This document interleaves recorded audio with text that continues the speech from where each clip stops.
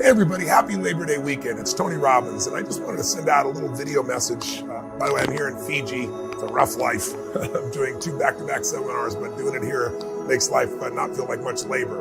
But I got here because I had the privilege of stumbling upon a fundamental principle in my youth. And that principle was taught to me by my original teacher, and his name was Jim Rohn. And Jim taught me when I was just 17 years old that in life, there's only one way for you to really truly have your labor be fulfilling. You have to align with what's most important to you, what you really believe in, what's meaningful for you.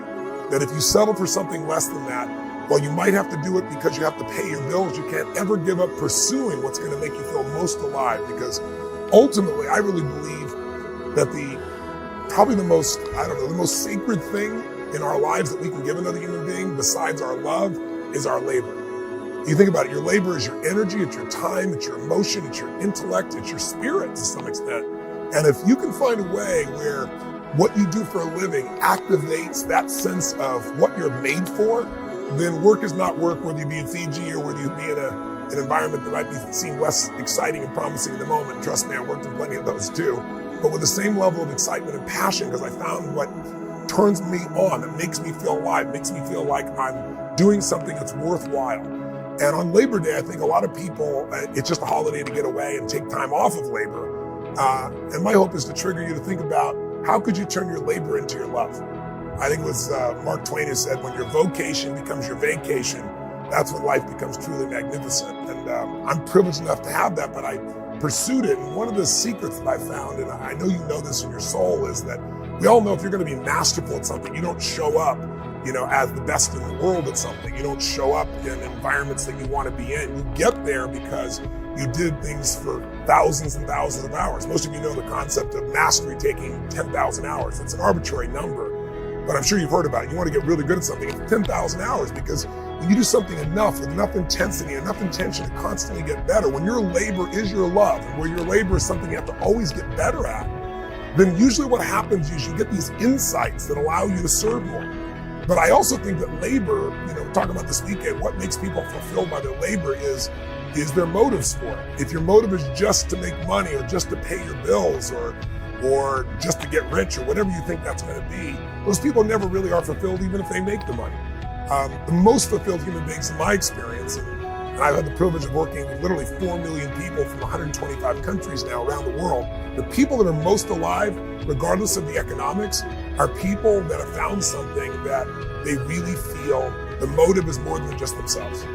We all know what it feels like when you're trying to do for something for someone you love, and you're not doing it as a trade, you're not trying to get something back, you're just doing it because it's what you're made for. And I always tell people motive does matter.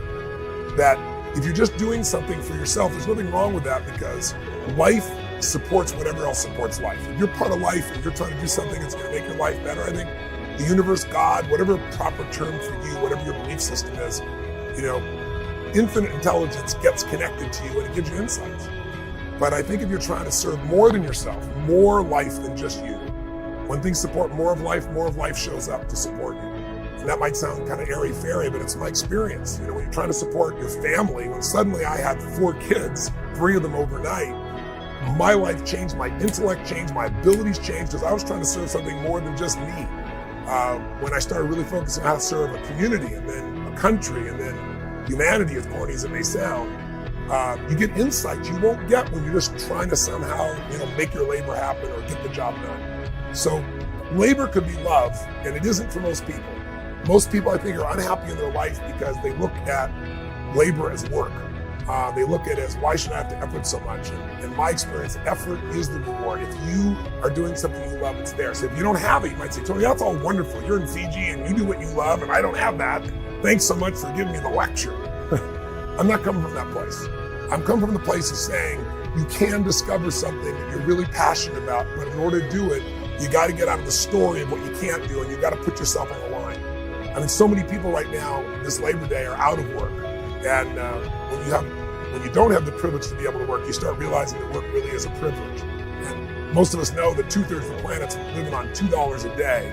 So no matter how difficult our life may be, most of us, our worst challenge is somebody else's greatest dream. And I think it starts with the gratitude for what we already have. It starts with understanding that what's wrong is always available, but so is what's right. And if you and I can figure out what's right with what we do, if we can start where we are and enjoy that labor, everything changes. I'll give you a silly example of kind of funny story. I had some partners in business when I was just, I think I was 18 years old, 19 years old. And one of them, they're both good friends of mine still, but one of them kind of called out to me, and they're Harvey and Marilyn Diamond. If you ever read the books Fit for Life, they were my partners before that book was written, and I kind of helped them build that business up initially. And it was a health business, and I believed in it, I was passionate about it. And Harvey and Marilyn got involved with a particular guru that they really believed in India. And gradually they started to decide that what they were going to do is they were going to do this chant in the seminars we're doing, which were seminars on how to become in a peak state of fitness and health. And we're doing them for successful business people those days in Beverly Hills and West Los Angeles and a couple other areas. I was concerned that they were now going off to India to have these spiritual experiences, and they were going to come back and they were going to try and convert people to some form of spirituality. Whether it was right or wrong didn't matter, just it wasn't what we were in business for. And I wanted to change people's lives with health. So being a young kid and thinking of all the answers, I went to India with one thing in mind. I'm going to make sure that I have a conversation with a guru and he straightens my partners out so they understand that their labor is a gift and they need to give their labor separate from their spiritual gift. So I go off on this journey and I go to India and I stay outside this ashram because I'm not a follower of this thing. And they're in the ashram and I go have my meals. And one day I come back from having this meal and this old monk comes up to me and the monk says, excuse me, I've not met you. I introduce myself and he says, what are you here for? I said, well, I'm here to see the guru. I want to have a meeting. If you know anything about India, you don't just have a meeting with a guru. People come for 5 or 7 years and don't get such meetings. And I said, I'm here to get his help to straighten something out. It's very important for some of his followers. And the man said, well, I haven't seen you at Seva. And I said, what's Seva? He said, well, Seva is where you come and volunteer your time to give work, to give labor to the guru. And I said, I'm not a follower of the guru, so I don't do Seva. He goes, yeah, but you're staying in the guru's place. I said, I'm paying to stay in the guru's place. He goes, it doesn't matter. You're eating the guru's food. I said, I'm paying for the guru's food. He goes, but here you have to pay and you must give labor. And you must volunteer 4 hours a day to Seva. I'm thinking, you gotta be kidding me. But after he left, he said, you should report to this place for your assignment. I'm thinking, there's no way I'm gonna do this. But then I started feeling guilty. I see all these people, doctors, and lawyers, and moms, and kids, and they're all working. So finally I report for Seva. Thinking, all right, I'll get this out of the way. And so I show up for the Seva, I'll never forget, right, for my labor. And the guy looks at me and goes, oh, big man, furniture mover. And I go, oh, no, I got a bad back, which was true, but I was exaggerating how bad it was at that moment just because I didn't want to do a bunch of heavy labor. And when I was growing up, I grew up very poor, and I'm the oldest of 3, and I had to do all the shopping, all the grocery shopping on my bicycle, come home, make the meal, and I was happy with all that. But then, right when you wanted to be done with your work and go watch sports or do something great, I had to wash the dishes. So I swore someday I will never do the labor of washing dishes. I will afford a dishwasher. I will find some way to not have to do dishes. I tell you this background because when I told him I couldn't be a furniture mover, he looks down and goes, oh, only one other job left, dishwashing. Now, dishwashing in India is a different labor than you might picture in your kitchen. And you're in this ashram and I report and there's these milk solids and yogurts on the floor and you're standing in your bare feet and you're taking these filthy dishes coming across, and it's 4 hours a day for 6 or 7 days. I'm telling you, I was so angry, I was so mad, I was mad at myself that I was there, and I was washing these dishes and upset, and plus I was a vegan, and I didn't like the fact there was milk on the floor, I was judgmental about everything.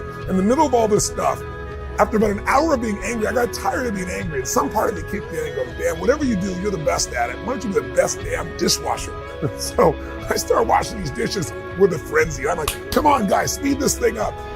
And something magical happened. The thing that I thought was most disgusting and filled with labor and work became play. And I started to laugh at myself.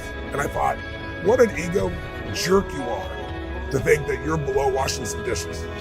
And then I got beyond my ego and jerk into, why not just enjoy whatever you do? And then when you do, all of a sudden it's not work anymore.